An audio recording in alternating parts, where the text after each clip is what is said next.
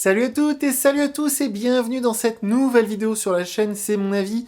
Aujourd'hui je vais vous parler du smartphone de chez Oppo, le A5 2020. C'est un téléphone milieu de gamme qu'on trouve à 199 € et eh bien je l'ai adoré, mais avant de vous en dire plus, c'est parti pour le jingle.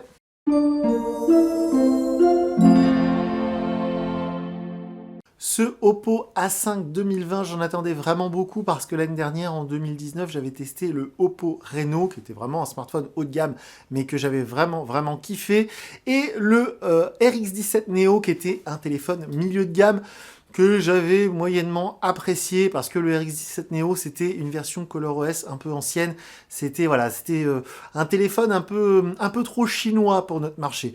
Mais là le A5 2020 c'est vraiment un smartphone qui a été conçu pour notre marché, pour le milieu de gamme, pour s'attaquer à des téléphones superstars comme par exemple le Xiaomi Redmi Note 7. Et bien ce Oppo A5 2020 pour moi ça va devenir une référence du milieu de gamme. Je l'ai adoré. Alors on va commencer par l'autonomie. Avec cette énorme batterie de 5000 mAh, l'autonomie elle est vraiment top. Sans vous mentir, en l'éteignant le soir avant d'aller se coucher, en le rallumant le lendemain matin, j'ai réussi à tenir 4 jours sur la même charge. C'est un record. Donc ça, c'est vraiment un très bon point. Pourtant, je m'en suis servi vraiment intensément. J'ai envoyé des textos, j'ai reçu des emails, j'ai été sur les réseaux sociaux, j'ai joué à des jeux, etc. Vraiment, je m'en suis beaucoup servi. Alors d'ailleurs, je vous parle des jeux un instant. C'est un téléphone milieu de gamme, mais équipé d'un processeur Snapdragon Qualcomm qui marche très bien et une puce Adreno 610. Alors tout ça, c'est un peu technique, mais tout ça pour vous dire que dans les jeux vidéo, alors d'ailleurs je vais essayer de vous montrer ça tout de suite, j'ai installé Call of Duty Mobile, j'ai installé GTA 3, Asphalt 9 et également un petit jeu bien sympa que je vous conseille, je vais essayer de vous le montrer. Ah, ça veut pas faire la mise au point, tant pis. Ça s'appelle Last Day on Earth, c'est un petit jeu qui est bien sympa que j'ai trouvé. J'ai joué beaucoup sur ce Oppo A5 2020 et les performances en jeu sont très bonnes, ça tourne bien, c'est fluide, etc. Donc ça marche vraiment très bien, donc les performances de ce côté-là, elles sont validées. Par contre, un tout petit reproche du côté des performances, je dirais, en usage, au quotidien, quand on fait du multitâche, quand on passe d'une appli à l'autre ou quand on ouvre des applis un peu lourdes, comme par exemple l'application Facebook, des fois il y a des petites lenteurs. Donc ça, je pense que c'est lié aux 3 Go de mémoire vive, parce que ça, c'est le modèle à 199 € avec 3 Go de mémoire vive et 64 Go de stockage, mais vous pouvez trouver pour quelques dizaines d'euros supplémentaires le modèle 4 Go, et c'est vrai que les 4 Go de mémoire vive sont peut-être pas superflus sur ce modèle, parce que parfois il y a des tout petits ralentissements, ça reste quand même très utilisable au quotidien, enfin bref, c'est pas un gros défaut, c'est pas un truc rédhibitoire sur ce téléphone, mais il y a quelques fois je me suis dit, ah, j'aimerais bien que ça aille un tout petit peu plus vite. On parlait du multitâche, et vous avez sans doute vu que j'ai fait ce geste là, que je vais essayer de vous refaire, là où on peut passer d'une appli à l'autre. Et bien en fait, ce geste est possible parce que sur ColorOS 6.1, d'ailleurs ColorOS 6.1, bravo Oppo, c'est vraiment une très belle réussite. Donc pour celles et ceux qui ne le savent pas, en fait, tous les smartphones Android ou presque sont équipés d'une surcouche développée par les constructeurs. Donc chez Xiaomi, ça s'appelle MIUI, chez Honor, c'est EMUI, enfin pas chez Honor, chez Huawei, et Honor, normalement, maintenant, ça s'appelle Magic UI, et chez Samsung, ça s'appelle One UI. Bref, toutes ces interfaces sont développées par les constructeurs pour essayer de personnaliser un petit peu leur téléphone, pour les rendre un peu différents des concurrents. Et bien chez Oppo, ça s'appelle ColorOS 6.1 et c'est très réussi. L'année dernière, quand j'avais testé le RX17 Neo, j'avais été vraiment refroidi par cette interface ColorOS qui était pour moi pas encore prête pour notre marché. Elle était bourrée de trucs spéciaux pour sécuriser vos données. On avait un clavier QWERTY qui sortait quand on saisissait un mot de passe. Il y avait plein de trucs très agaçants. Là, ils ont corrigé tout ça et en plus de ça, maintenant, on peut naviguer par les gestes. Donc, vous lancez une appli et hop, vous revenez à l'accueil avec ce geste, comme sur les iPhones par exemple. Ça marche très bien, c'est très stable, j'ai pas eu un plantage.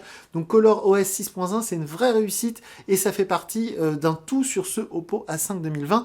J'ai aussi apprécié le lecteur d'empreintes digitales, j'ai apprécié évidemment le design qui est pour moi très réussi. J'aime beaucoup cette couleur blanc nacré avec des reflets un peu holographiques. J'aime vraiment le design. Alors, c'est un grand smartphone, il est un peu lourd, on est vers les 200 grammes. C'est un grand téléphone, hein, il faut avoir de grandes poches de jean. Alors, c'est pas grave, hein, je sais que la plupart d'entre vous cherchent des très grands écrans, le plus grand possible. J'aurais quand même apprécié un téléphone un peu plus léger, un peu plus fin, et peut-être un peu moins grand si on avait réussi à rogner sur les bordures. Alors c'est vrai que les bordures, elles sont un peu épaisses, mais parce qu'on est sur de l'écran LCD, et effectivement, sur la technologie LCD, c'est très difficile de faire mincir ces bordures autour de l'écran, donc tant qu'on n'a pas un écran OLED, c'est très difficile d'avoir des bordures plus fines. Malgré ces bordures, comme on appelle ça, borderless, donc assez fines, eh bien Oppo, ils ont réussi un tour de force énorme sur ce A20, sur ce A5 2020, pardon, puisque ça y est, je peux le dire, ça fait des tonnes de fois, si vous regardez toutes nos vidéos, à chaque fois je me plains, je dis oui, j'aurais bien aimé qu'ils nous mettent enfin la stéréo, les haut-parleurs stéréo, comme sur les iPhones.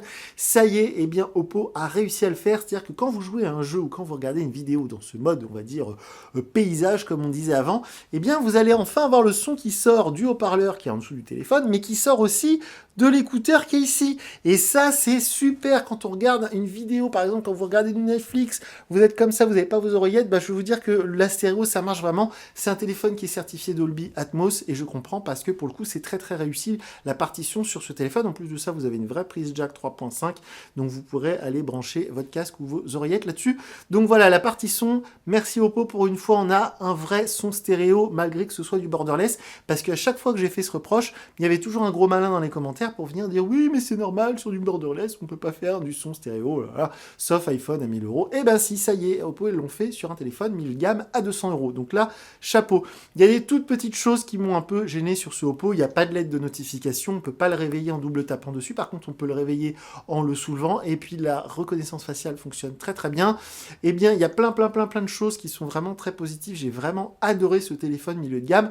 Je vous ai pas encore parlé de la photo.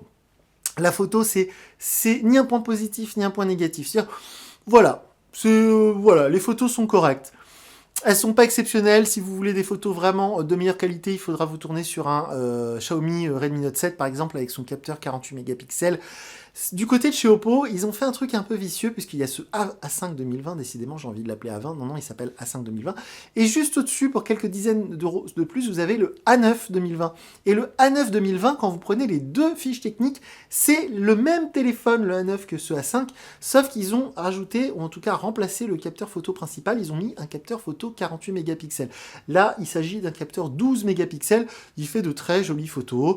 Je vous encourage à aller voir les photos que j'ai prises avec ce Oppo. Je vous mets le lien sous la vidéo, vous verrez la qualité par vous-même. Les photos, voilà, elles sont très correctes. Elles sont dans la norme de ce qui se fait à ce prix-là. Voilà, elles sont pas exceptionnelles. Les photos grand angle, elles sont pas mal aussi. Les photos selfie sont très bien, mais ça maintenant, ça devient une norme justement comme la batterie de 5000 mAh. On a très rarement des selfies ratés maintenant sur le moindre smartphone au-dessus de 150 euros. Donc voilà, il y a plein de très bonnes choses. Vraiment, c'est un smartphone qui est pour moi super réussi. Alors c'est bien évidemment de l'USB type C. Dieu merci, sur un milieu de gamme en 2020, ça y est, on a de l'USB type C, même sur du téléphone entrée de gamme maintenant. Il n'y a pas de charge rapide, par contre, les petits amis, et il n'y a pas non plus de charge sans fil. Par contre, il y a le NFC, donc vous pourrez faire du paiement sans contact avec ce Oppo A5 2020. Vraiment, il est pour moi très réussi et je suis vraiment ravi de tomber sur ce smartphone Oppo A5 2020, un smartphone milieu de gamme qui soit réussi parce qu'encore une fois, le Reno, il était très réussi, le Reno Z était pas mal. Là, ils ont sorti en fin d'année ou plutôt à la rentrée, ils ont sorti la gamme Reno 2 que je n'ai pas testé, mais j'attendais impatiemment une entrée de gamme chez Oppo. Et bien, ça y est, et c'est vraiment une réussite.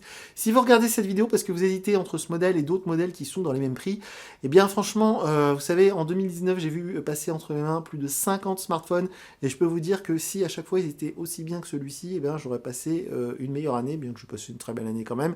Une chose est sûre, c'est que ce A5, voilà, il n'y a vraiment pas grand-chose à lui reprocher.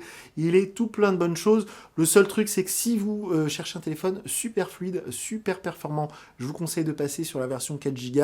Si vous cherchez un téléphone qui fait des photos extraordinaires parce que vous êtes dans la photo, parce que vous voulez compter, vous comptez les développer ou je ne sais quoi, eh bien peut-être envisager de passer sur le A9 qui a un capteur de meilleure qualité. Mais voilà, sur tous les autres points, ce A5 pour moi, il est très réussi.